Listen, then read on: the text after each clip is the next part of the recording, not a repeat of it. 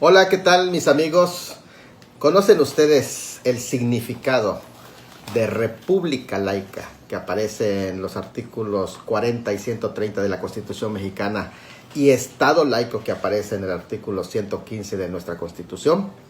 Bueno, pues aclaremos primeramente, somos una federación laica, no una federación confesional, no una federación secularista, ni una federación atea. En México defendemos la laicidad, no el laicismo, porque el laicismo es discriminatorio. La laicidad es incluyente para todos los sectores de la sociedad. La laicidad no es sinónimo de secularismo, como por ejemplo lo explica Bernardo Barranco. Él habla de laicidad como sinónimo de secularismo. Y esto en ese sentido es discriminatorio. ¿Por qué? Porque al hablar de secularismo como sinónimo de laicidad, está diciendo que lo único que puede ser aprobado en nuestro país es el secularismo, y no es así. La laicidad lo que hace es que garantiza no solamente la opinión del secularismo, como dice Barranco, sino todas las opiniones en general tienen peso y tienen validez. La laicidad garantiza los derechos religiosos. Muchas veces se les invisibiliza a los religiosos y a los derechos que ellos tienen, porque se cree que la religión es un supuesto que no necesita ser protegido, que definitivamente ya está implícito. Sin embargo, los derechos religiosos tienen que ser protegidos. Derechos a tener una fe en privada, pero también tienen derechos a los espacios públicos que pertenecen, por cierto, hay que decirlo, a todos, incluidos los espacios de gobierno. Laicidad es imparcialidad, no neutralidad, no es nulidad. Cuando se habla de laicidad, no se está diciendo alto a todas las religiones. No, se está diciendo todas las religiones pueden participar. El Estado laico no permite la religiofobia, no permite la discriminación por motivo de religión, ni la persecución religiosa, ni la exclusión religiosa. También hay que tener presente que la laicidad es imparcialidad y no nulidad. Muy importante, México es un Estado laico activo, no pasivo, donde todas las religiones que lo deseen pueden participar, no uno donde las religiones tienen prohibido participar. Es todo lo contrario. Laicidad, sí. Laicismo, no.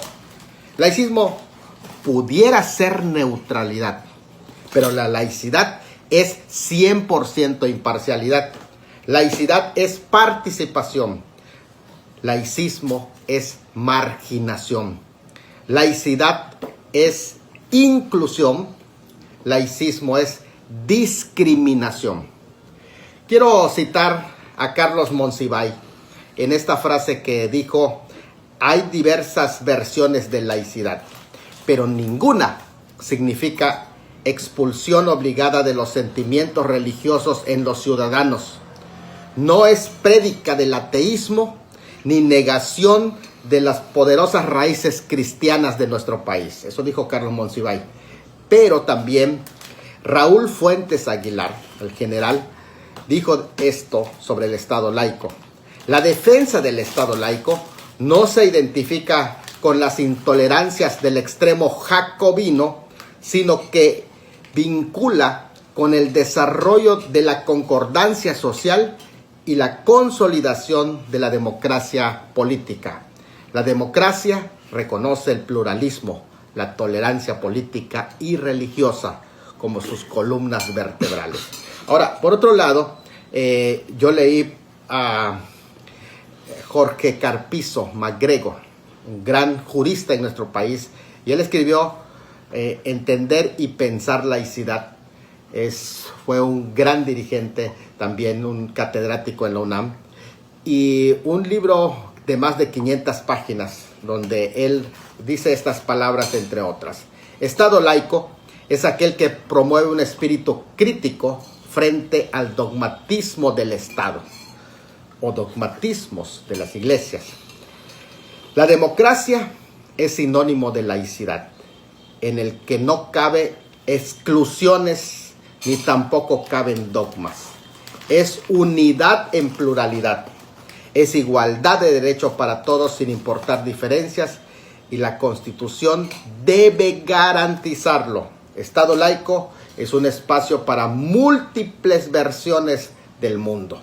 O sea, la Constitución, por lo tanto, debe de ser interpretada mediante la articulación de los derechos religiosos, por medio de esa articulación integral de la ley, de modo que el Estado laico se interpreta tomando en cuenta primeramente los derechos humanos fundamentales, y los derechos religiosos son de primera generación, que no te los otorga el Estado, sino que naces con esos derechos de libertad religiosa, libertad de creer y libertad de conciencia. Lo que hace el Estado es que debe y tiene el deber de garantizar esas fundamentales. Ahora, la totalidad de la Constitución mexicana expresa la validez de esos derechos. El artículo 130 citado, el artículo 40 sobre la federación laica y el Estado laico, no puede interpretarse aisladamente. Tienen que interpretarse a la luz de la Constitución completa, que garantiza todos esos derechos humanos. Por ejemplo, el artículo 1 prohíbe todo acto de discriminación religiosa.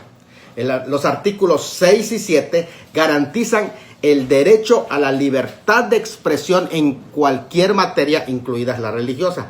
El artículo 9 protege el derecho a reunirse lícitamente, en el caso de los religiosos también. Y el artículo 24 constitucional, ojo, porque es muy importante, protege las libertades religiosas, pero también la libertad de conciencia, que es algo muy importante. El artículo 40 garantiza la república laica, que es neutral e imparcial. Para eso está el artículo 40, para garantizar la imparcialidad, es decir, igualdad para todos. Y el artículo 130 otorga a las asociaciones religiosas personalidad jurídica, de modo que tiene que haber un órgano que atienda a las organizaciones religiosas, porque somos organizaciones aprobadas por la ley. Hay 3 características del Estado laico, por si no lo sabía. 1, respeto a la libertad de conciencia. Esta se encuentra en el foro interno del ser humano, y al exteriorizarse da como resultado la práctica religiosa. 2, la autonomía de lo político frente a lo religioso. Es decir, el Estado debe de ser respetuoso desde la ley a los derechos religiosos, tolerarlos y no penalizarlos, porque precisamente eso es lo que hace la separación de poderes. Protege para que el Estado no entre a gobernar a las religiones, a las asociaciones religiosas, y las asociaciones religiosas tampoco gobiernen al poder. Eso no significa que no participen, Está hablando del ámbito de gobierno. 3, igualdad de los individuos y sus asociaciones ante la ley, así como la no discriminación por asuntos de religión. De modo que los grupos religiosos tienen que ser atendidos. Y para eso se establecen órganos que a nivel federal funcionan, que a nivel estatal también, y que tienen que funcionar a nivel municipal para homologar esa misma secuencia. La separación no es de la religión, ojo, ni de relación de iglesias con el Estado, ni de la participación de las iglesias en el Estado, ni del trabajo mutuo entre gobierno y religiones, sino es la separación de competencias de gobernanzas, ámbitos de competencias que tienen cada una de estos 2 importantes factores de la sociedad, religión y política. Tanto las iglesias como el Estado tienen distintos ámbitos de competencia, y en los temas comunes que competen a ambos, a religión y a política, que llega el momento en el que competen ambos y convergen, son regidos por el principio de libertad religiosa garantizada en el artículo 24 de nuestra Constitución. Es decir, en cuanto a liderazgo y gobierno, ninguna iglesia manda al Estado, porque sería un Estado confesional que no está en la Constitución. Ni el Estado interviene en el gobierno de las iglesias, que sería un cesaropapismo. De modo que ambos tienen que desligarse y permear el Estado laico. ¿Sabías entonces tú que el Estado laico es importante porque defiende los derechos religiosos, y los religiosos como personas tienen que ser protegidos porque sirven a grupos vulnerables y por lo tanto la ley debe proteger los derechos religiosos? Saludos y espero que esta información te sirva mucho y te ayude a despejar los prejuicios sobre el Estado laico.